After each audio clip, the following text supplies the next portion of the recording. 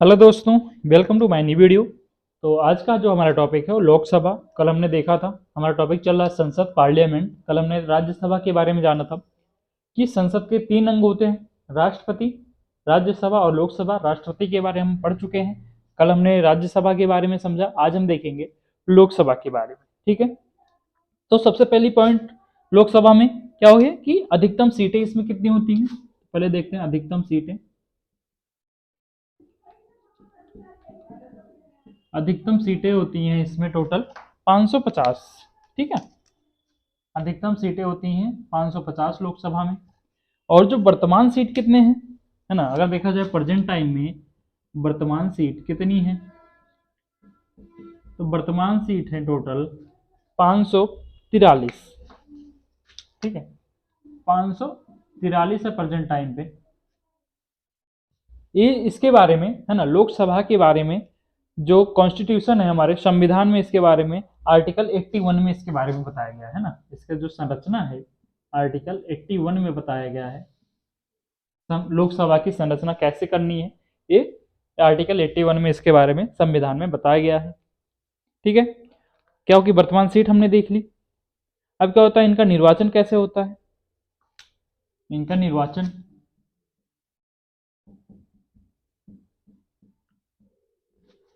इनका निर्वाचन इनका निर्वाचन प्रत्यक्ष रूप में होता है। जैसा कल हमने देखा था राज्यसभा में जो निर्वाचन होता था, क्या होता था, अप्रत्यक्ष रूप से होता था, लेकिन यहाँ पे प्रत्यक्ष रूप में होता है।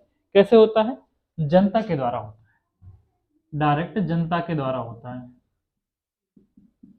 ठीक है, इनका जो निर्वाचन होता है किसके द्वारा होता है, जनता के द्वारा होता है। जन प्रतिनिधित्व अधिनियम 195 के तहत होता है। ठीक है, जन प्रतिनिधित्व नियम 95 के माध्यम से होता है। ठीक है, ये निर्वाचन हो गया।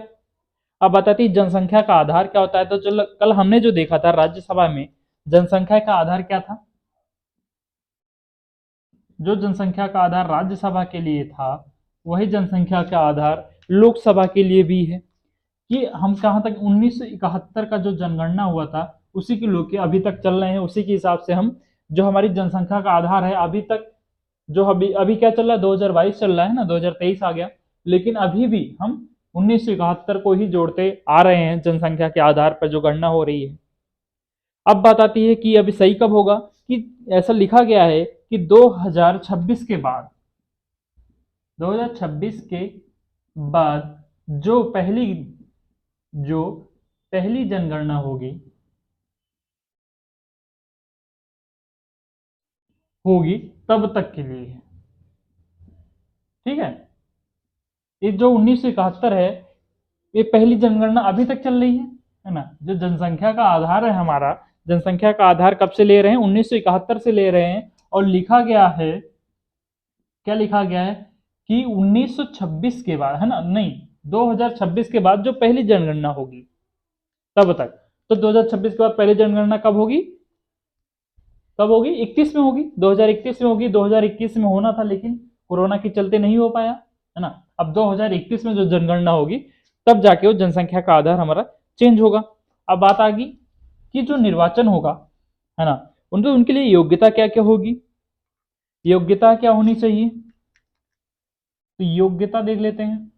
योग्यता तो सबसे बड़ी यही होगी कि वो भारत का क्या होना चाहिए, नागरिक होना चाहिए। जो हमने कल राज्यसभा के लिए भी देखा था, पहला भारत का नागरिक होना चाहिए।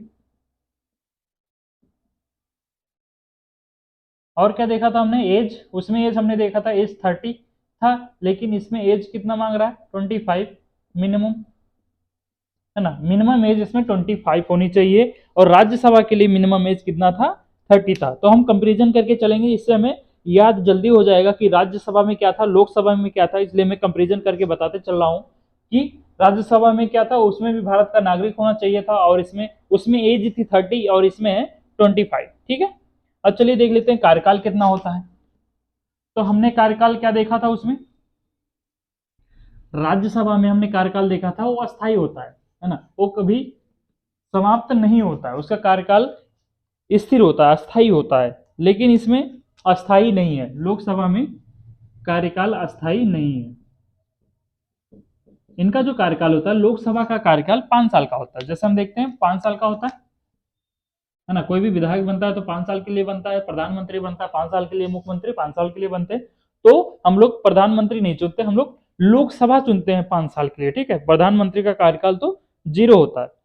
और ये 5 साल कब तक गिने जाते हैं? 5 वर्ष प्रथम अधिवेशन में, है ना, जो संसद में पहली मीटिंग होती है तब तक, तब से जुड़ा जाता है, प्रथम अधिवेशन से। तो ये इनका कार्यकाल हो गया। और क्या हो गया कि कार्यकाल से पहले, और इसमें एक चीज है कि कार्यकाल से पहले विघटन भी हो सकता है। कार्यकाल से पहले विघटन भी हो सकता है। जो हमने देखा था कि राज्यसभा में क्या था कि उसमें विघटन नहीं होता था।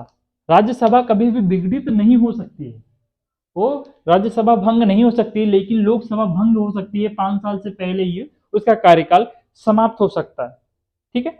और मान लीजिए आपातकाल आ गया, है ना। आपातकाल में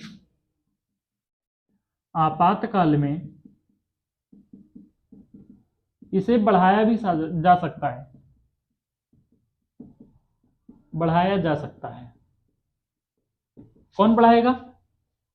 संसद कानून बनाएगा और राष्ट्रपति उसे पास कर देगा। कितने साल के लिए? एक बार में 1 वर्ष के लिए उसे बढ़ा सकता है, ठीक है। ये हो गया। अब बताता ही है कि उसमें जब हमने देखा था पीठासीन अधिकारी कौन होते हैं, चलिए देख लेते हैं पीठासीन अधिकारी के बारे में। पीठासीन अधिकारी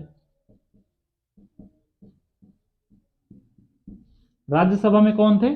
सभापति थे और उपसभापति थे। इसमें कौन होता है? इसमें होते हैं स्पीकर, स्पीकर होता है और उपाध्यक्ष होता है, ठीक है। इसमें भी होते हैं 2, एक होता है स्पीकर और एक होता है उपाध्यक्ष। और इसके बारे में कौन से संविधान में किसमें लिखा गया? आर्टिकल 93 में लिखा गया, ठीक है। आर्टिकल 93 में इसके बारे में लिखा गया प्रावधान, इसके बारे में पीठासीन अधिकारी के बारे में प्रावधान लिखा गया है आर्टिकल 93 में, ठीक है। इसे याद रखिएगा। बात आती है कि इनकी नियुक्ति कैसे होती है। नियुक्ति कैसे होती है देख लेते हैं नियुक्ति के बारे में। जैसे कल हमने देखा था कि राज्यसभा में उपसभापति की नियुक्ति कैसे हुई थी कि राज्यसभा के सदस्यों में से किसी एक को चूज कर लेते हैं, है ना। जिसमें आपसी सहमति बन जाती है उसे ही वो क्या बना लेते थे? उपसभापति बना लेते थे। इसी प्रकार से लोकसभा अपने सदस्यों में से किसी एक को स्पीकर और एक को डिप्टी स्पीकर चुन लेती है, ठीक है। इसमें स्पीकर भी चुना जा रहा है, लेकिन उसमें क्या था? राज्यसभा में जो सभापति था उसे नहीं चुना जाता था। जो उपराष्ट्रपति होते हैं वही राज्यसभा के सभापति होते हैं। जब तक कि राज्यसभा का कार्यकाल चलता रहता है ना, जब तक वो संसद में या राज्यसभा में बैठे रहते हैं तब तक के लिए वो सभापति रहते हैं, और जैसे ही राज्यसभा के बाहर जाएंगे वो उपराष्ट्रपति कहलाएंगे, ठीक है। तो उसमें क्या था? चुनाव नहीं हुआ था, उसमें नियुक्ति नहीं होती है सभापति की, लेकिन यहाँ पे भी स्पीकर का भी नियुक्ति होता है। तो क्या कह रहा है कि लोकसभा अपने सदस्यों में से किसी एक को स्पीकर और एक को डिप्टी स्पीकर चुनती है,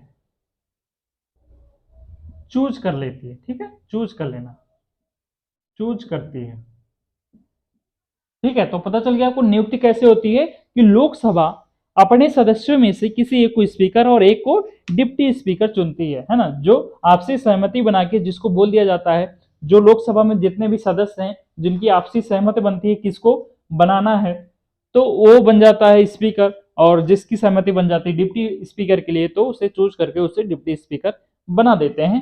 तो ऐसी नियुक्ति उसमें होती थी, है ना। हमने कल देखा था राज्यसभा में सभापति की नियुक्ति तो नहीं होती है ना।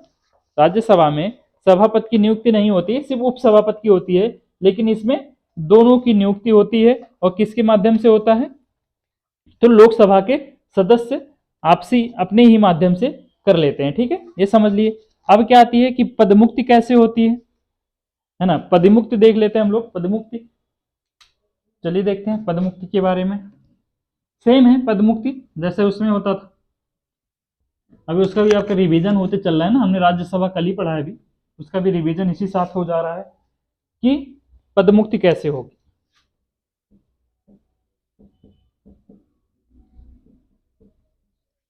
पदमुक्ति कैसे होगी, जब वो लोकसभा का सदस्य न रह जाए, है ना। पहला तो यही है कि जब वो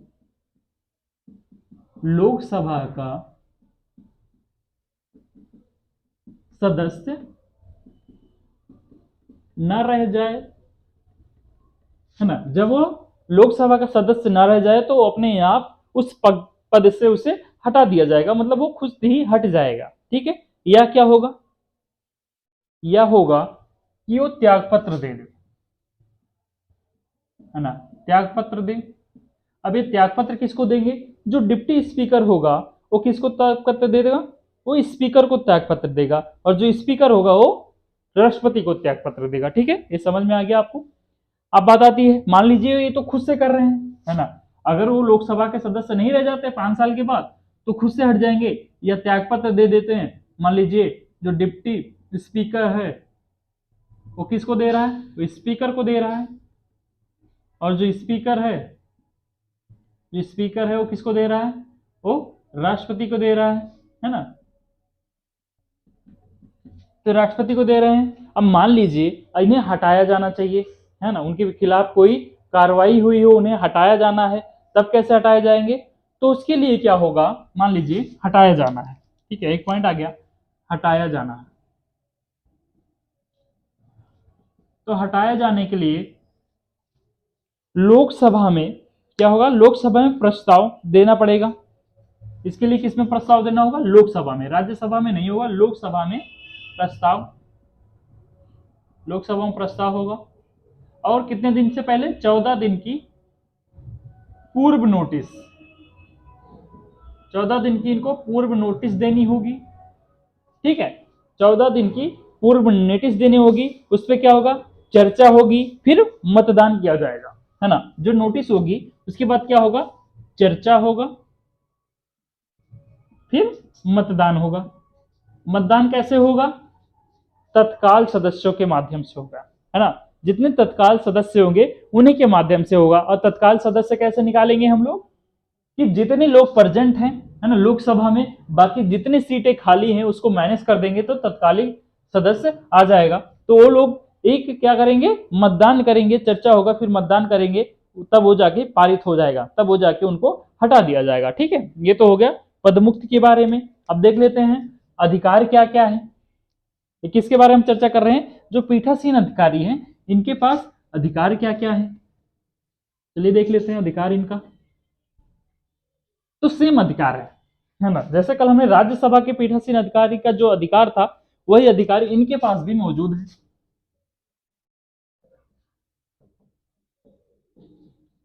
क्या क्या अधिकार था, कल हमने देखा था कि सदन की कार्यवाही के व नियंत्रण का इनके पास अधिकार है। सदन की कार्यवाही या संचालन व नियंत्रण का अधिकार है, ठीक है। इनका किसका अधिकार है, सदन की कार्यवाही को सुचारू रूप से चलाने व इनको उसको नियंत्रण करने का इनको पूर्ण रूप से अधिकार प्राप्त है। और क्या अधिकार है, ये तो पहला हो गया। दूसरा अधिकार कल हमने देखा था कि निर्णायक मत का अधिकार है, निर्णायक मत का अधिकार है इनके पास। कल हमने समझा था कि निर्णायक मत क्या होता है, आज भी बताते हैं भी। और तीसरा क्या है इनके पास, तीसरा है इनके पास कि प्रथमता वोट नहीं दे सकता, है ना, सेम जा रहा है एकदम, तो वोट नहीं दे सकता। ये जो अधिकार राज्यसभा के सभापति के लिए था, है ना, पीठासीन अधिकारियों के लिए था, यही सेम अधिकार लोकसभा के पीठासीन अधिकारियों के लिए भी है कि उस सदन की कार्यवाही संचालन और नियंत्रण का अधिकार है उसके पास, और निर्णायक मत का अधिकार है। निर्णायक मत का मतलब अभी समझते हैं हम लोग। मान लीजिए, है ना, एक मान लीजिए लोकसभा में 2 पार्टियां होती है ना, एक पक्ष होता है पक्ष होता है और दूसरा होता है विपक्ष। ठीक है, इनका कोई चर्चा चल रही है, लोकसभा में कोई चर्चा चल रही है, उस पर मतदान होना है। तो मान लीजिए इनको भी 50 मत मिले हैं और इनको भी 50 मत मिले हैं, तो क्या हो गए, बराबर हो गए। तो कोई निर्णय तो निकलेगा नहीं। तब जाके जो पीठासीन अधिकारी होगा, ठीक है, पीठासीन जो अधिकारी होगा वो मत करेगा। पीठासीन अधिकारी जिस तरफ भी वोट दे देगा, मान लीजिए पक्ष की तरफ वोट दे दिया तो 51 हो गया और इसका 50 रहेगा, तो ये जीत जाएगा, है ना। इसका जो कानून अपना पारित करा रहा होगा वो पारित हो जाएगा। तो पीठासीन अधिकारी क्या करेगा, उसका एक निर्णायक मत है, जिसकी तरफ वो वोट डाल देगा। अगर मान लीजिए पक्ष और विपक्ष दोनों बराबर हो गए हैं, तो जिस तरफ वो वोट कर देगा वो पार्टी, उनका जो काम होगा वो पूरा हो जाएगा। ठीक है, तो इसलिए हम कह सकते हैं इनका निर्णायक मत का अधिकार भी है इनके पास, और प्रथमता वोट नहीं दे सकते, है ना। अगर ये बराबर नहीं हो रहे हैं, मान लीजिए पक्ष विपक्ष जो है ये बराबर नहीं हो रहे हैं, तब ये पीठासीन अधिकारी वोट नहीं दे सकता। जब बराबर होंगे तभी जाके निर्णायक मत का अधिकार उसके पास मौजूद है। ठीक है, तो अधिकार हमने समझ लिया है। अब देख लेते हैं कि इसकी कार्यवाही की शुरुआत कैसे होती है ना।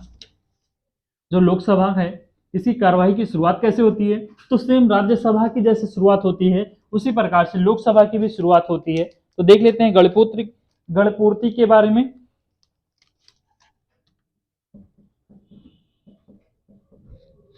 इसका चर्चा आर्टिकल, कल हमने भी देखा था, आर्टिकल 100 में है।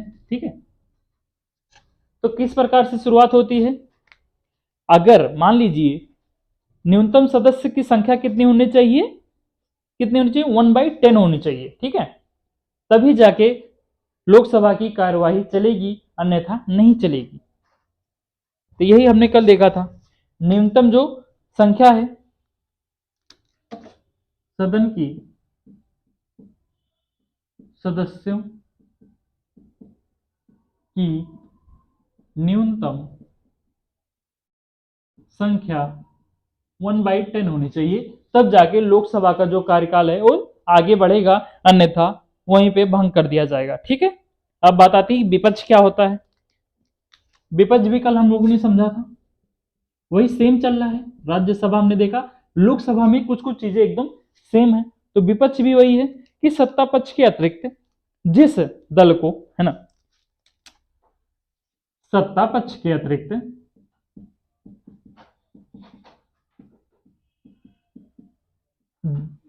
जिस दल को 1/10 सीटें मिली होंगी, मिलेंगी, उसे ही विपक्ष कहेंगे। ओके, तो क्या हो गया विपक्ष, कि सत्ता पक्ष के अतिरिक्त जिस दल को 1/10 सीटें मिली होंगी उसी को क्या कहेंगे, हम लोग विपक्ष कहेंगे। ठीक है, कल हमने ये लोग इतना हमने सीख लिया लोकसभा के बारे में। तो लोकसभा हमने आज समाप्त कर लिया है। कल हमने समझा था राज्यसभा के बारे में। तो जो हमारा संसद के 3 अंग थे, राष्ट्रपति, राज्यसभा और लोकसभा, हमने तीनों समाप्त कर लिया है। कल इसके बारे में कुछ आगे चर्चा करेंगे। ठीक है, तो मिलते हैं कल नेक्स्ट वीडियो में। अगर आपको वीडियो पसंद आई हो तो वीडियो को लाइक कर दीजिएगा, चैनल को आप सब्सक्राइब कर लीजिए। मिलते हैं कल नेक्स्ट वीडियो में। Thank you.